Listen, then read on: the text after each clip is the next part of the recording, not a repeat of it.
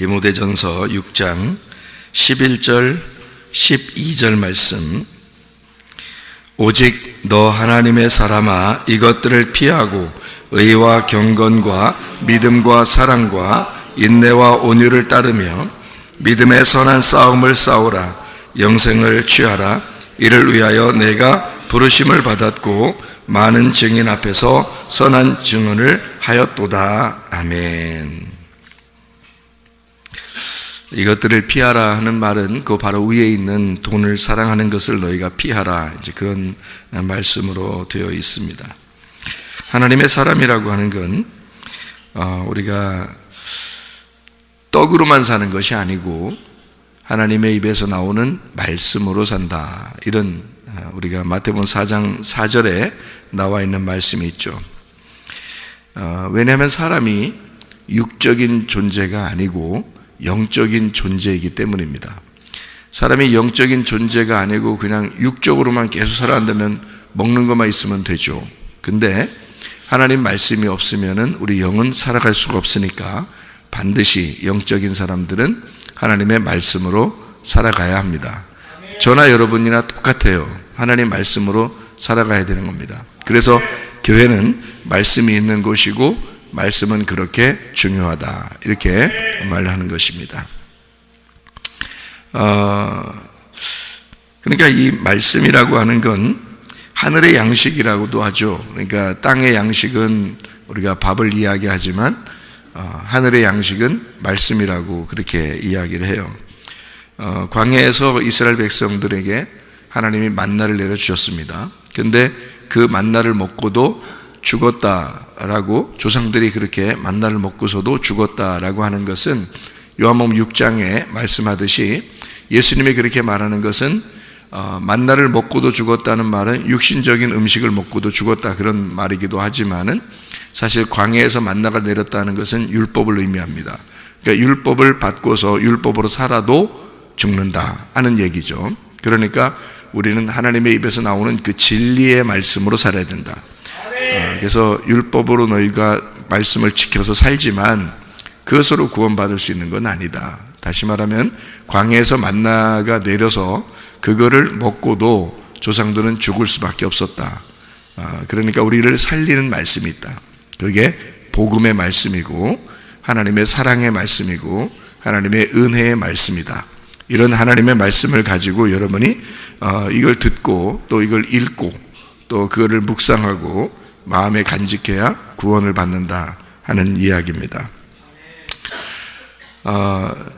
성경의 율법이라고 하는 건요, 율법을 예수님께서 해석을 할 때 어떻게 해석을 하냐면 율법 자체를 하나님 사랑, 이웃 사랑이라고 해석을 해줍니다.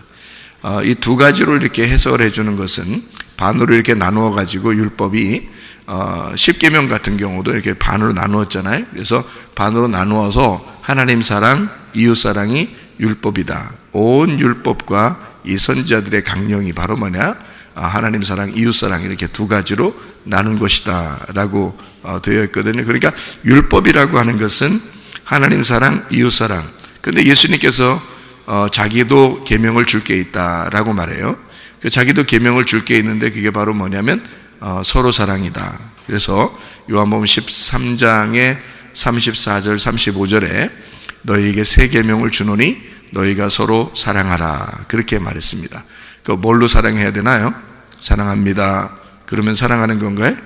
아니죠. 말씀으로 사랑하라는 겁니다. 왜냐하면 하나님께서 이스라엘 백성들에게 말씀을 전달해 줌으로써 사랑했잖아요. 하나님께서 말씀이신 예수님을 이 땅에 보내신 것도 말씀으로 사랑한 것입니다. 말씀을 주시면서 말씀으로 사랑한 거죠. 그러니까 하나님은 우리에게 전적으로 말씀으로 사랑하셨다라는 얘기죠. 그러니까 우리가 서로 사랑해야 된다라는 얘기는 서로 어떤 게 있어야 된다는 얘기예요. 말씀이 있어야 된다는 얘기입니다. 그럼 왜 서로 사랑해야 된다 그렇게 말하나요? 말씀이 서로가 있어야 된다는 말이고, 말씀을 서로가 경험된 말씀이, 자기에게 경험된 말씀이, 전달할 말씀이 자기들 모두 각자에게 있어야 된다는 것을 말하는 겁니다. 그러니까 율법은 율법으로서 이 땅에 하나님 사랑, 이웃 사랑을 우리에게 전달해 주려고 하는 것이지만 그것을 내 마음속에 간직할 때는 율법이 더 이상 율법이 되지 않고 내게 심겨진 복음이 되기 때문에 이 복음이 있는 자들이 서로가 서로가 서로에게 나누는 그런 사랑을 하는 것을 서로 사랑이라고 말하는 겁니다. 그러니까 여러분에게는 내가 나는 말씀을 참으로 이 말씀을 볼 때, 이 말씀을 읽을 때 나는 이 말씀을 경험하고 있다 한 것들이 여러분에게 전달되어야 하고, 또 여러분들도 누군가에게 이야기할 때는 그 사랑을 전달할 때는, 그 말씀을 전달할 때는, 그 예수님을 전달할 때는 자기에게 그 예수님이 존재해야 된다는 거죠. 자기에게 예수님이 들어와 있어야 된다는 거 아니에요. 그러면 그걸 경험했어야 되는 거죠. 자기가 성령으로 이걸 경험하지 않으면 이게 안 되죠. 성경의 그 율법의 모든 것이 창세기부터 요한계시록까지 여러분 다 사랑으로 되어 있습니다. 하나님 사랑, 이웃 사랑, 서로 사랑, 다 사랑으로 되어 있잖아요. 이게 성경은 온통 사랑이에요. 그런데 우리가 일부러 사랑할 수 있나요? 못해요. 인간의 사랑이라고 하는 건 한계가 있거든요. 그러면 하나님 안에서 진짜 용서하고 하나님 안에서 진짜 사랑하고 할 수 있는 것은 예수님이 들어와야 됩니다. 예수님을 만나야 돼요. 예수님 만나지 않으면 그게 안 돼요. 그러니까 예수님이 하시는 용서, 예수님이 하시는 그 사랑, 그것을 할 수 있어야 된다 그 말이에요. 그것을 우리는 배우러 온 거고, 배워서 되는 건 아니죠. 배워서 남주냐? 그런 거 아니죠. 배워서 자기한테 경험이 돼야 되는 거죠. 자기 가슴에 예수님이 경험이 돼야 돼.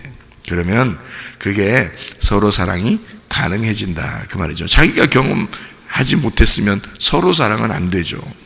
자기는 못하는데 누군가는 진짜 예수님을 경험해서 그 사람을 사랑한다, 용서한다.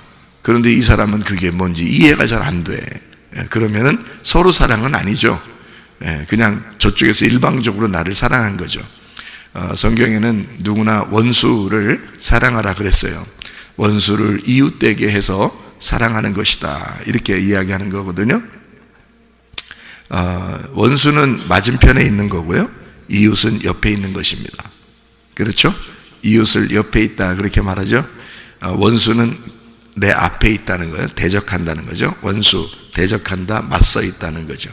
맞서 있는 원수, 그 하나님이 나하고 내가 하나님하고 맞서 있었거든요. 위아래로 그죠? 다 맞서 있었잖아요. 우리가 맞서 있었는데 원수였는데 하나님이 내 옆으로 오신 겁니다. 이웃인 거죠. 그죠? 예수님이 내 옆으로 오셨어요. 하나님이 자기 아들을 내 옆으로 보내셨단 말이에요. 그래서 나의 이웃이 됐다고요, 이분이. 그래서 원수였었는데 이웃으로 내게 다가오셨다고요. 예수님이 여러분 안에 오시면 여러분도 누군가에게 이웃되는 것입니다. 예수님이 우리에게 이웃되었던 것처럼 우리도 누군가에게 또 이웃이 된다 그 말이죠. 그러니까 원수가 이웃사랑이 되면 그러면 완성이라는 거죠, 성경이. 그죠? 그러니까 우리 속에 예수님을 먼저 만나야 된다. 진짜 율법의 완성은 사랑이기 때문입니다. 그러니까 우리가 떡으로만 살 수 있어요? 아니에요. 진짜 사랑하면 살 수 있습니다. 그러면 다른 것들은 다 완성된 거거든요. 근데 떡으로만 주면요, 사랑이 완성이 안 됐기 때문에 불완전하다는 거죠. 그러니까 사랑이 돼야 완성이 되는 거거든요, 모든 율법이. 그러니까 이것은 예수님이 오셔야 우리를 용서하고, 예수님이 오셔야 사랑하고, 예수님이 오셔야 덮어줄 수 있는 겁니다. 정말 미운 사람도 덮어줄 수가 있어요. 왜냐하면 예수님이 들어오시면 그게 가능하다 그런 말이죠.